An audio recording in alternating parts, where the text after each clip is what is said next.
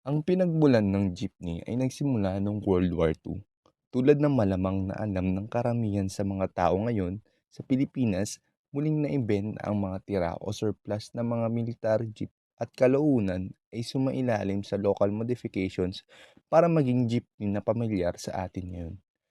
Ang terminong jeepney ay maaaring nagmula sa mga salitang jeep at jeepneys na mga termino para sa isang rideshare na kilusan na umiiral isang siglo bago ang Grab at Uber. Maituturing itong sining sa kadahilanan na likas na malikain ang mga Pinoy na simula sa sasakyang pandigma ay nagawa itong sasakyang pamasada na napapakinabangan hanggang sa ngayon. Bukod pa roon, sa pagpapakita ng iba't ibang disenyo sa panlabas at mapalood ng jeep ay nilalathala nito ang iba't ibang ideya, mensahe at imahinasyon. Ang disenyo ng jeep sa Pilipinas ay may malalim na kahulugan sa iba't ibang aspeto ng lipunan sa aspeto ng pamumuhay. Nagbibigay ito ng identity at pambansang pagkakailanlan sa mga Pilipino. Ang, ang makukulay at masalimuot at na disenyo ay naglalarawan sa kasaysayan at kultura ng bansa.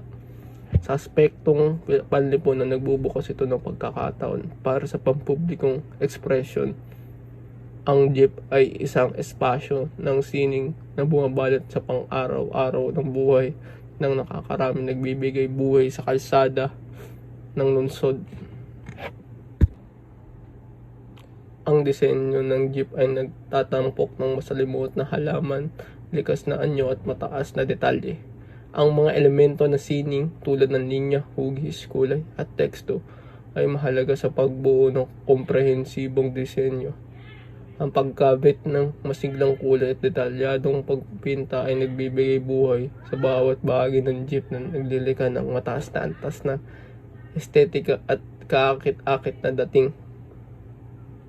Ang disenyo ng jeep ay may kahalagahan sa kasalukuyang panahon dahil ito ay hindi lamang nagbibigay ng estetikang halaga kundi nagpapahayag din ng kultura at identidad ng bansa. Ang pagpapahalaga ng sining ng jeep ay nalalaman ng respeto sa ating kasaysayan at pag-unlad at nagbibigay daan sa pagpapahayag ng ating pagkakailanlan sa pamamagitan ng sining. Bukod dito, ang maayos at makabagong disenyo ng jeep ay maaaring maging inspirasyon para sa mga manlalakbay at maging bahagi ng turismo ng isang lugar.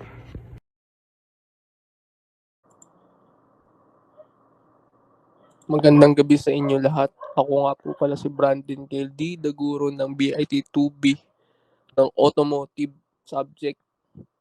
At i-discuss ko po sa inyo ang disenyo ng jeep para sa aming subject na arts. So, makikita nyo po dito sa aking presentasyon ang disenyo ng panloob ng jeep. Nakikita nyo po sa kanan, bahagi ng inyong screen, ay si Manong driver ay nagdadrive po ng pampasahero jeep. Pero, ito po ay customized. Super napakaganda po niyan dahil nakikita nyo po yung manibelang yan. Napakaliit po yan pero pang racing po yan. Yan po yung mga ginagamit sa mga Honda Civic, sa mga Subaru. Nagamit po yan pati yung cambio po nun, kakaiba rin po. Yung mga ilaw, mga odometer po. Tapos makikita nyo po dyan yung napakagandang leather seats at leather upholstery sa taas ng kanyang bubong. At may mga grab bar po. Tapos makikita nyo po dun sa pasahero po sa kanan. Doon po sa pang-ilalan niya ay speaker at saka subwoofer po. Napaka smooth at minsan di man ng smooth pero napakakabog, napakalakas po ng bass niyan. Pag nagpatugtog po ng malakas yung driver o yung conductor. So, ang disenyo ng panloob na jeep ay napakaganda dahil may sarili silang design para makaakit ng pasahero. In short, customize po sila lahat. Nilalagyan din nila ito ng mga RGB lights, speakers at subwoofer. Sabi ko nga po kanina, meron po yung speaker at subwoofer. So, susunod naman po ay disenyo ng panlabas na jeep. Ang mga disenyo naman na panlabas na jeep ay napakaganda at kakaiba dahil nga meron silang mga unique na pintor.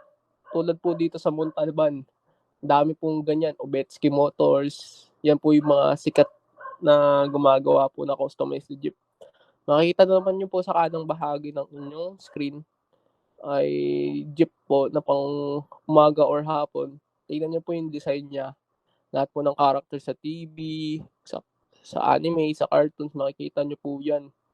Diyan, nakasalpak po yan. At napakaganda po niya talaga tignan. Tapos, dito naman po sa susunod na picture ay car show. I think jeep show po to, in short. Yung mga pampasaherong jeep. Lumalaban po kasi yan sa mga pampublikong pagandahan ng jeep. So sa tingin ko po ay champion po to dahil napakaganda po ng ilaw, napaka-akit-akit po talaga. So credits nga po pala kay John Ashley Estelle, sa kanya po galing itong mga picture. So ito nga po yung nabanggit ko kanina, ang Obetski Motors. Ang Obetski Motors ay kilala yan sa Montalban dahil gumagawa yan ng mga customized jeep. At sila na rin nagpipintura, nagde-design, lahat-lahat po. Tapos, may sarili din po silang jeep na Obetski. Hindi ko po alam kung bumabiyahe pa po sa Montalban.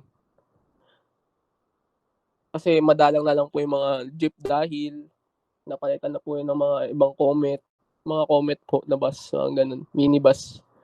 So, natatagpuan po ang Obetski Motors sa Montalban, Rizal, sa Barangay Burgos po kung saan po ako nakatira. Maraming salamat po sa lahat ng nakinig. Sana meron po kayo natutunan. Salamat.